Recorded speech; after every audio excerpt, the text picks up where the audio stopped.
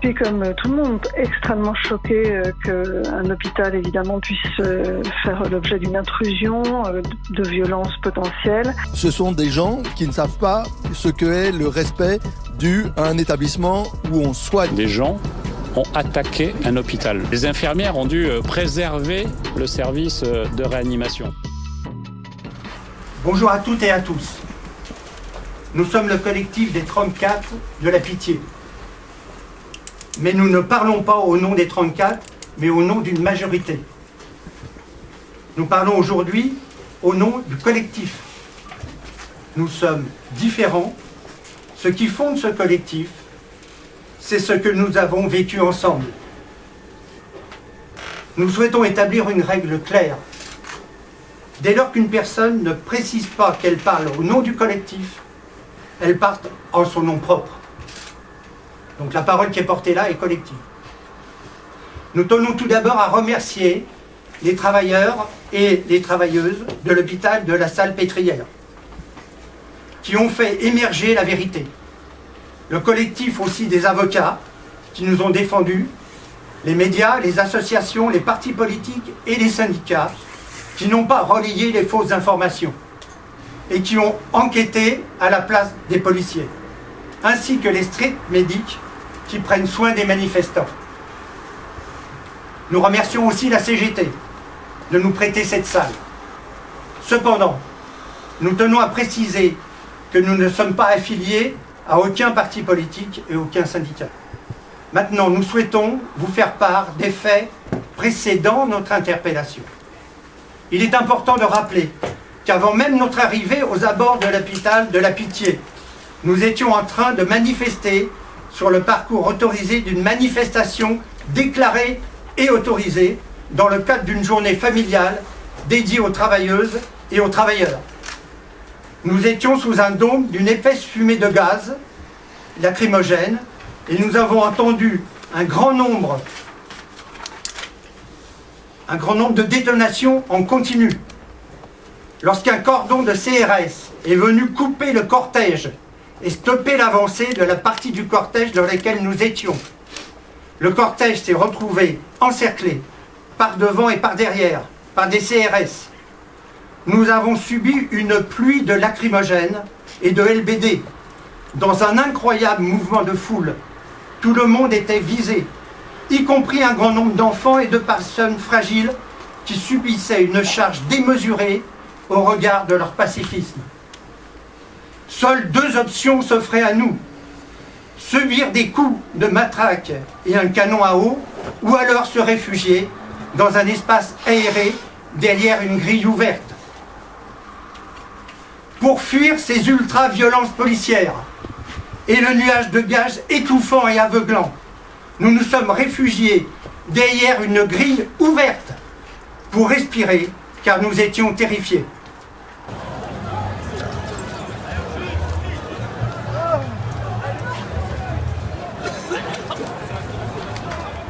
Nous sommes tous arrivés sur le parking de l'hôpital pour les mêmes raisons, sans réaliser pour certains que nous pénétrions dans l'enceinte d'un bâtiment public. D'autres avaient été amenés ici par les CRS, présents sur le boulevard de l'hôpital eux-mêmes. Le seul objectif était de fuir les gaz lacrymogènes et les charges policières d'une violence démesurée sur le boulevard de l'hôpital. La grille étant ouverte, de nombreuses personnes se sont réfugiées dans l'allée sous l'effet de la panique. Certains d'entre nous se sont fait soigner par les street medics, tandis que les infirmiers et infirmières et médecins de l'hôpital nous distribuaient du sérum physiologique pour apaiser les effets des gaz lacrymogènes. Alors que nous nous remettions à peine de nos émotions, les CRS nous ont brusquement et sans aucune raison chargés du côté de la grille, tandis qu'à l'autre bout de l'allée, les voltigeurs sont arrivés. Fais reculer.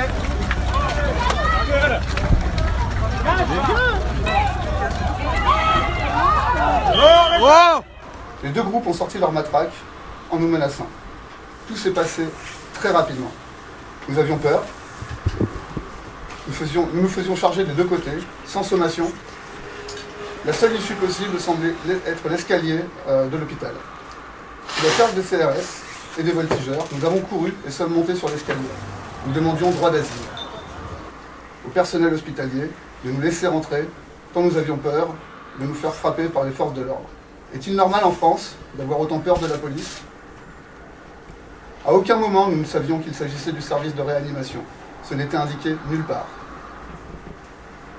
Nous ne sommes jamais entrés dans le bâtiment. Ce n'était ni une attaque, ni une intrusion violente. Nous n'avons pas attaqué l'hôpital de la Pitié-Salpêtrière. Nous ne nous sommes pas introduits dans le bâtiment de l'hôpital. Nous n'avons à aucun moment fait preuve de violence. Le but n'était pas d'attaquer un bâtiment public, mais bien de se réfugier sous la panique et la menace des matraques et des LBD. Nous avons de nouveau été témoins de l'ultra-violence policière. Nous pouvions observer, impuissants, ceux qui n'avaient pas réussi à monter sur l'escalier, subir les gaz et une pluie de coups d'une extrême violence à quelques mètres de nous. Les CRS nous ont demandé de descendre, ce que nous avons fait sans discuter, sans résistance et pacifiquement. Ils nous ont rassemblés sur l'herbe, certains allongés, face contre terre. Nous nous sommes fait fouiller, un par un, certaines femmes ayant été fouillées par des hommes. Malgré nos plaintes et remarques quant à la légalité de ces actes, certains étaient menottés, d'autres non, sans aucune raison puisqu'il n'y avait aucune violence de notre part. Nos pièces d'identité ont été ramassées sans que nous sachions ce qui nous était reproché. Nous nous sommes levés et avons attendu, dans l'attente, de savoir ce qui allait nous arriver. Nous ne comprenions pas la situation. À un moment, un représentant des forces de l'ordre a donné l'ordre à ses collègues de nous encager afin de nous escorter au bus d'interpellation. Nous sommes montés dans le bus, encore une fois sans savoir ce qui nous était reproché. Arrivés au dépôt du quai des Orfèvres, nous sommes descendus par un par un du bus, et nos feuilles d'interpellation nous ont été distribuées. Les motifs différaient selon les feuilles. Intrusion, couplée pour certains à rassemblement en vue de violence, ou dégradation. Tout le monde était choqué. Nous ne comprenions pas d'où sortaient ces accusations. Certains d'entre nous ont subi des violences dès l'arrivée au dépôt. Fouilles abusives en public et hors du dépôt, port de menottes injustifiées et injustifiables, dégradation des biens personnels. D'autres ont subi des violences psychologiques en leur faisant croire qu'ils sortiraient une fois qu'ils auraient parlé à l'officier de police judiciaire, que cela ne prendrait que quelques heures. Nous sommes restés entre 28 et 30 heures en garde à vue. Nous avons tous vécu des expériences différentes, entre difficiles et très difficiles, mais ce qu'il en ressort est une pression morale violente et inadmissible, notamment envers les femmes. 3 femmes ont été isolées dans une cellule de dégrisement d'environ 8 mètres carrés avec caméra pendant 30 heures. D'autres étaient en cellule partagée mais ne disposaient que de 2 matelas, 4. Ils n'ont pas pu manger de repas avant le lendemain 13h. Certains ont eu leurs lunettes de vue retenues lors de leur fouille et ont donc signé des papiers sans savoir à quoi ils s'engageaient. Ils ont dormi dans des cellules surchauffées ou glaciales, à même le sol. Ils sont restés 30 heures avec ou sans lumière. Ils n'ont pas eu accès à leurs médicaments pendant la durée entière de la garde à vue, ont demandé à un médecin qu'ils n'ont jamais vu. Pour ce qui concerne la violence psychologique exercée par les forces de l'ordre, elle a été ressentie par tous les membres du collectif. Il s'agissait de nous faire croire tout et n'importe quoi quant à l'issue de notre garde à vue. Entre une sortie au bout de 2 heures et une défération au dépôt pour passer au tribunal de grande instance, qui peut se suivre d'une comparution immédiate, nous ne savions plus quoi et qui croire. En pleine nuit, les forces de l'ordre venaient nous réveiller en frappant nos portes de cellules avec des matraques et en passant les clés sur les grilles pour faire le plus de bruit possible et nous empêcher de dormir. Dans la nuit, de nouveaux chefs d'accusation sont apparus sur les feuilles d'interpellation de certains d'entre nous, à savoir bande armée et utilisation d'objets explosifs. Tout cela n'avait aucun sens. Nous n'avons pas tous pu voir nos avocats avant de réaliser nos dépositions. Certains avocats ont demandé à voir leurs clients du mercredi soir au jeudi matin, mais les forces de l'ordre refusaient en expliquant qu'ils ne savaient pas où nous nous trouvions. Certains d'entre nous ont été appelés en pleine nuit pour leur déposition, au moment où nous étions faibles psychologiquement et moralement. Les officiers de police judiciaire nous ont dit que nos avocats avaient quitté le dépôt du quai des Orfèvres le mercredi soir sans chercher à nous voir, alors que les avocats nous ont confirmé qu'ils n'avaient pas été autorisés à nous voir. Nous étions sous une pression psychologique intense, sans repère. Pour certains, les questions étaient posées de façon à nous inculper, tandis que d'autres se faisaient amadouer pour témoigner. Certains se sont fait insulter et humilier lors de ces dépositions, étant menacés d'être renouvelés de garde à vue pour 24 heures et de finir au dépôt le vendredi soir. Le dépôt était présenté comme un endroit n'abritant que des criminels, susceptibles de nous violer pour certaines. Tout était mis en place pour nous forcer à témoigner malgré notre droit de garder le silence et notre innocence. Lors de notre arrivée au palais de justice, nous avons été informés de notre droit d'appeler un proche durant notre garde à vue. Bien qu'ils ont demandé à être présents pendant cet appel, certains n'ont pas été prévenus et n'ont pas pu parler à leurs proches, malgré leur demande. D'autres n'ont simplement pas eu leurs proches contactés suite à leur garde à vue. C'est inadmissible vu la soudaineté et l'incompréhension des motifs de nos interpellations pour nos proches. D'autant plus que la couverture médiatique à ce moment-là était intense et a provoqué un traumatisme également pour nos proches. À partir du moment où certains de nos avocats nous ont informés de la portée médiatique de cette affaire, notre état psychologique s'est dégradé. Nous avons compris que nous allions être prolongés et victimes d'un engrenage politique qui nous dépassait et dont nous n'étions pas responsables. Les forces de l'ordre ont joué de cet avantage pour nous soumettre à leur volonté, c'est-à-dire refaire passer en audience, fouiller nos téléphones et prolonger notre garde à vue pour les besoins de l'enquête. À partir d'environ 16 h, les forces de l'ordre sont venues nous notifier que notre garde à vue était prolongée. Nous pensions passer une nuit de plus dans ce lieu qui nous privait de toute liberté et de façon arbitraire. La plupart des femmes du collectif ont été mises au courant qu'elles seraient libérées rapidement puisque les vidéos de surveillance de l'hôpital montraient qu'aucune femme n'avait commis de dégradation. Néanmoins, tout le monde est sorti dans les 2 heures qui ont suivi. À partir de 20 h jeudi soir, les premiers d'entre nous ont été libérés. Nous étions sous le choc. Au vu du nombre de mensonges et de non-dits dont nous avions été victimes au cours de ces 30 heures, il était difficile de croire que nous allions être libérés. Mais même lorsque nous récupérions nos affaires, les forces de l'ordre nous pressaient. La violence psychologique n'était pas terminée. Nous sommes sortis, enfin, après 30 heures d'incompréhension, d'injustice et de peur. Certains n'ont pas encore récupéré toutes leurs affaires. La manifestation déclarée et autorisée s'est transformée en cauchemar traumatisant pour tous les interpellés. Est-ce digne d'une démocratie du pays des droits de l'homme et de la Déclaration des droits de l'homme et du citoyen? Nous tenons à remercier du fond du cœur nos familles et nos amis, à la fois ceux qui nous attendaient devant le dépôt du quai des Orfèvres et ceux qui n'ont pas pu être présents de nous avoir aidés, cru en notre innocence et soutenus dans ce calvaire. Ces événements sont incompréhensibles et inadmissibles. Par ce communiqué, nous souhaitons dénoncer les abus de pouvoir dont nous avons été les victimes, ainsi que les violences policières qui sévissent en France. Nous apportons notre soutien inconditionnel à l'ensemble de nos camarades interpellés ce 1er mai, à tous les manifestants, à l'ensemble du peuple français, en particulier dans les banlieues qui subit les frais de cette politique répressive depuis des années. Nous pensons très fort aux enfants de Mantes-la-Jolie.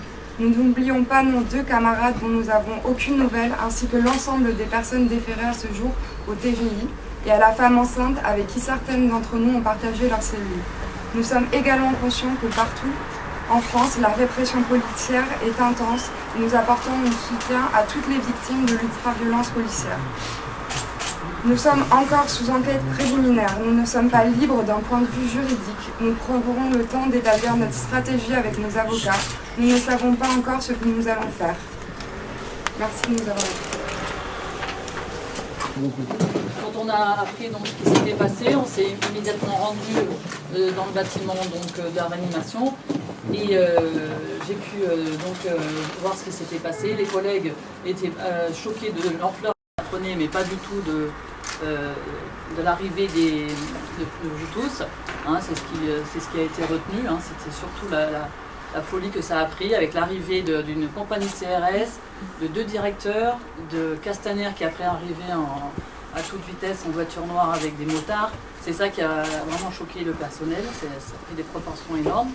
On a pu intervenir rapidement grâce à RTL, TF1, les BFM, tout le monde qui est venu un peu aux nouvelles et qui a pu dire, j'ai pu m'exprimer et dire rapidement que évidemment les personnes qui étaient là pour se sauver et échapper au CRS et à toute la violence qu'il y avait. Étant moi-même dans la manifestation, j'avais pu constater et évidemment je savais que c'était pour ça que tout le monde s'était échappé.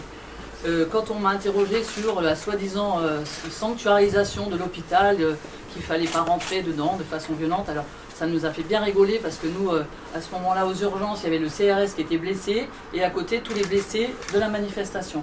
Hein, c'est-à-dire qu'il y avait plein d'éclopés qui arrivaient et les collègues étaient débordés donc aux urgences du fait des soins des manifestants. On leur a dit que l'hôpital n'est pas un sanctuaire, l'hôpital est là pour accueillir déjà les blessés et accueillir tous ceux qui sont en difficulté. Donc échapper à une manifestation violente et rentrer dans un hôpital pour se protéger, c'était la moindre des choses. Le seul problème, c'est que la passerelle arrivée dans une réanimation, ça aurait été arrivé dans n'importe quel endroit, il n'y aurait eu aucun problème. Hein, voilà, c'était le hasard qui a fait que cette petite accès en escalier arrivé là. Voilà, tout le monde personne à l'hôpital ne passe par cette entrée, ce n'est pas du tout une entrée de l'hôpital, la grille qui a été où les gens sont passés, voilà. Donc les médias, la direction, le gouvernement ont monté ça en épingle évidemment pour dire que tous les manifestants, dont moi aussi, je dis, nous sommes tous des personnes violentes et terroristes, et c'est ça qu'on voulait vraiment affirmer. Voilà.